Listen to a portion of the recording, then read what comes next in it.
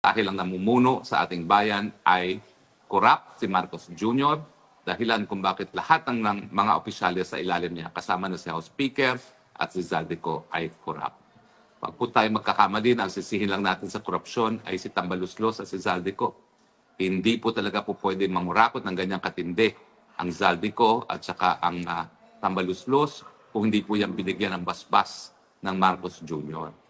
Kaya nga po, ang sigaw natin, hindi lang ikulong ang Romualdez, hindi lang ikulong ang Zaldico, kailangan ikulong ang Marcos Jr. at ang kanyang buong angkan.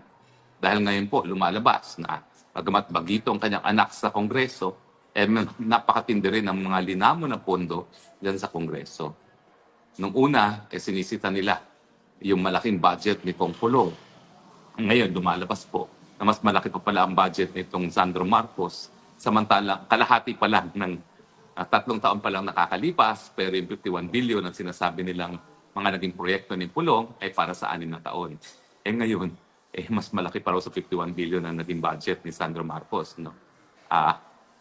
Titingnan po natin kung gaya sa Davao, makikita natin na ginamit ang pondo sa mga tamang pamamaraan. No?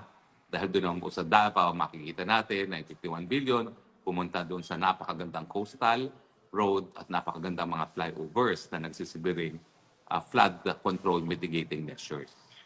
So hinihikayat ko po kayo tama na po ang pagkokomento sa social media.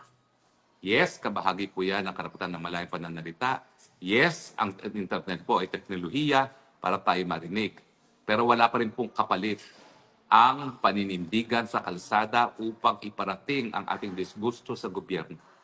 Ang Korte Suprema na po nagsabi sa mulat mula ng ating mga lansangan, ng ating mga kalye nakareserba para gamitin ng taong bayan pagtipon-tipon, ipahiwatig ang damdamin sa gobyerno.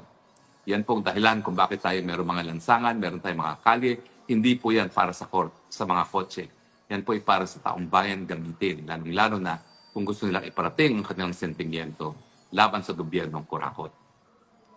Wala na pong solusyon dito sa korupsyon kung hindi tanggalin ang ulo at nagsimula from scratch.